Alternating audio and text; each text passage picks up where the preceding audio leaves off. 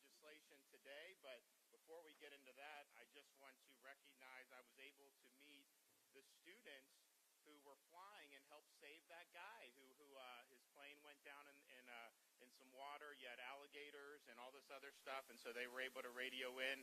You got the help. The Navy, one of the helos, scooped him up and saved the guy's life. So Embry-Riddle does a great job in a lot of different ways, but it just shows you they got a lot of good kids here. So thank you for doing that.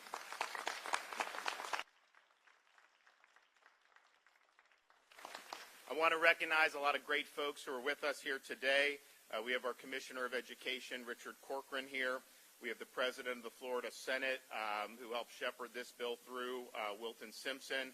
We have Representative Sam Garrison from Clay County, Webster Barnaby from close by,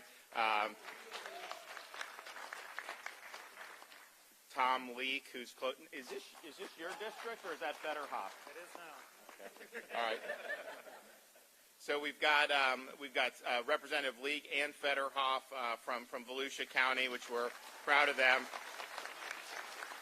Tyler Soroy from Brevard County, and then we have Senators Tom Wright and Jason Broder. So thank you guys. And we have two parents who are going to discuss this legislation, Rebecca Sarwi from Volusia County and Alicia Farron from Orange County. So I want to thank them for being here today. We've been able to do an awful lot in education. When I came in, one of the first things we did with working with Commissioner Corcoran was eliminate Common Core. We thought that that was something important, and you see the fruition of that not just with the standards that we now have in Florida, but also the elimination of the FSA, which is really tied to Common Core. We're now going to progress monitoring. If you look at what we've been able to do to expand educational choice, not just with private scholarships, but also with charter schools, parents in Florida, regardless of income level, have meaningful choice when it comes to the education of their kids. And so we're really proud of that. We're also very proud of having schools open when many places weren't having them open. And this was just a situation where we either had to do what was right for the kids or just subcontract out everything to Fauci. And we were not willing to do that in Florida. You know, people like Fauci were wrong. They wanted these schools closed indefinitely. You had schools closed for over a year in other parts of the country. We were not going to let that happen. So we said every single parent in Florida has the right to send their kid to school in person 5 days a week. And we were the only big state that was saying that at the time in the summer of 2020. And if you look at what's happened since, the massive learning losses in the areas that closed schools and wouldn't let the kids in, it was very difficult for parents. And so we were able to navigate that in a much, much better way. And it's not necessarily easy, but I guarantee you, we would have been way, way worse off if we had listened to a lot of the critics and the naysayers and kept that out. So we did that, and that was really something that was very important to the students, but also to the parents. We got a lot of working parents. You can't put food on the table and have to teach school all day. It was very difficult for particularly a lot of our single moms, and so it helped stabilize a lot of family situations as well, in addition to the academic benefits, and so we were proud of that. And then, we passed last year a Parents' Bill of Rights, and part of that was you shouldn't let the school districts force mask these kids all day in school. And so we felt very strongly about that. We did an executive order last summer saying that parents are free to do that if they want to. I, as a parent, would not do that, but that's fine. I mean, it's a free country. But you cannot force these kids to suffer under these masks for 8 hours a day. And so we were able to lead on that. We had some folks fight. We won all those fights, and we're much better off as a result of giving kids the freedom to breathe in school. So we're happy that we were able to do that.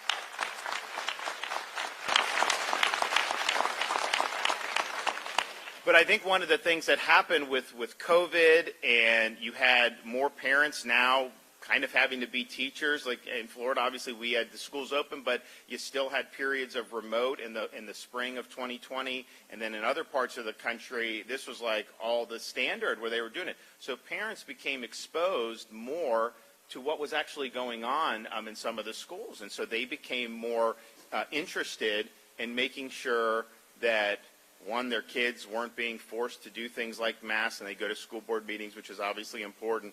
But also, parents want education for their kids. They're not interested in indoctrination through the school system. And that's where...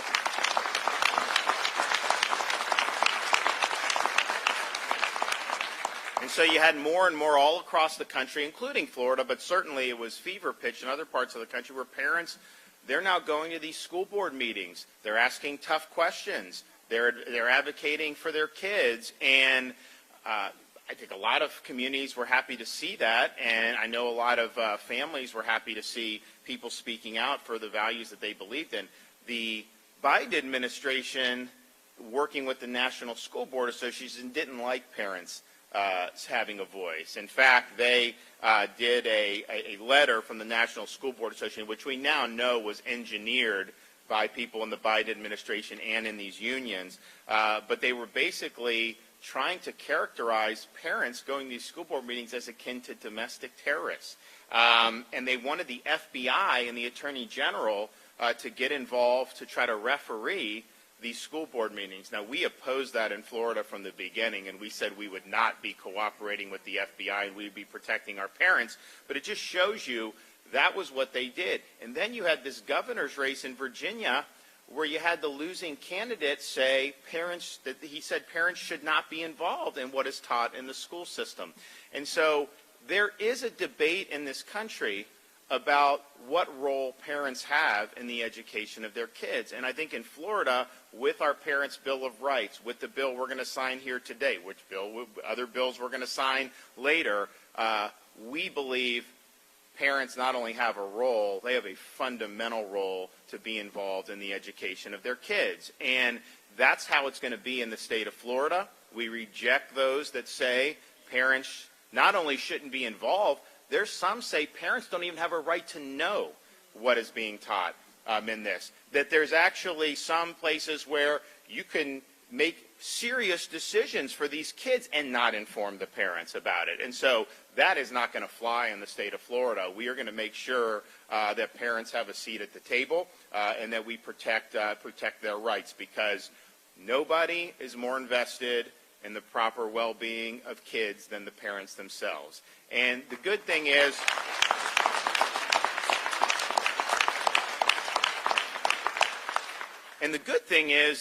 as we've seen this debate, most teachers in Florida want the parents involved.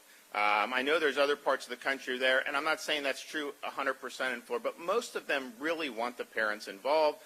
Most of them want to be focusing on education. I don't think most want to indoctrinate. I mean, we've had this debate about the education with this sexuality in like kindergarten. Like, that's inappropriate. I don't think most kindergarten teachers in Florida want to be doing that. But you do have some people that get elected to these school boards who are ideological. They're backed by special interests, and they have certain ideas that are not necessarily in the best interest of the kids and the parents, and even, I would argue, the teachers. So I just want to say I think a lot of folks in Florida are doing the right thing. And when we opened schools, for example, even though the union sued me to try to close the schools, the teachers, by and large, wanted to get back because they knew how important it was. And so we appreciate that, and we appreciate their interest in working with our parents. And so what we're going to be doing today is sign probably the strongest curriculum transparency legislation in the country. And what this is going to do is it is going to require transparency with respect to the materials that are being taught in classrooms or that are available in school libraries. And so if that's something that is going to be used, then that's something that a parent would have the right to understand and know that's going out there.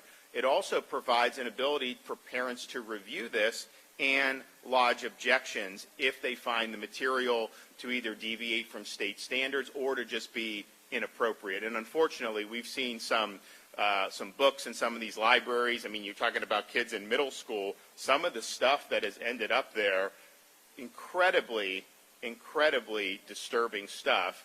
And again, as an adult, you're free to consume what you want. So this is, sometimes people say, if you don't have every single book under the sun in the school library that you want to not have banned books. That's not true. We have the ability to choose what is appropriate for different age groups. Adults have access to what they want to have access to, but when you're talking about some of these kids, particularly these young kids, to have some of this really graphic stuff in there is not in the best interest of the families and of the students. And so parents are going to have the ability to have their voice heard. And it also sets curriculum standards in terms of teacher professional development and the curriculum, making sure those align with required instruction and state standards. So, for example, we don't have Common Core. We don't have critical race theory. We want to make sure, again, we're doing education, not indoctrination. And so this is going to be a really significant win for parents in the state of Florida, and it will really continue to show people that we are for our kids getting that good education, but not being subject to indoctrination. Here's the thing, this is important.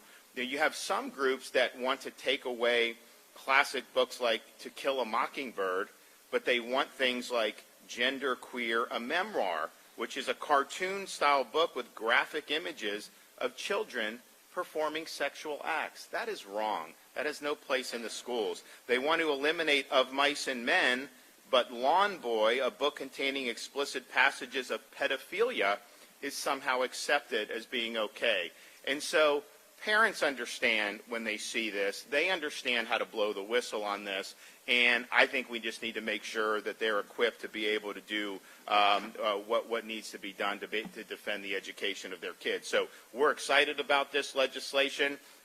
Sunlight is the best disinfectant when you're talking about it, and when you see some of this stuff, and again, I don't think most teachers want to do this, but how this curriculum comes to be, there's certain companies that do it, there's school boards do certain things, and so there's a whole lot of moving parts. So what ends up being in that classroom or in that library, we don't necessarily have, the parent doesn't necessarily have control, but at that point, once it's there or is going to be proposed, you have the opportunity to review. There's procedures that will be in place, and if it violates state standards, if it's not consistent with what we've set out under Florida law, then the parent can prevail. And so I think I think these are well-meaning reforms, and I think it's going to help give parents a lot of confidence that they can send their kids to school and they'll get an education, but they're not necessarily going to be indoctrinated to things that are very, very questionable. So I want to thank.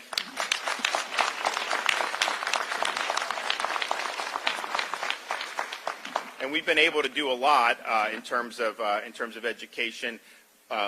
Education Week rankings, the most recent one had Florida number 3 for K-12 achievement.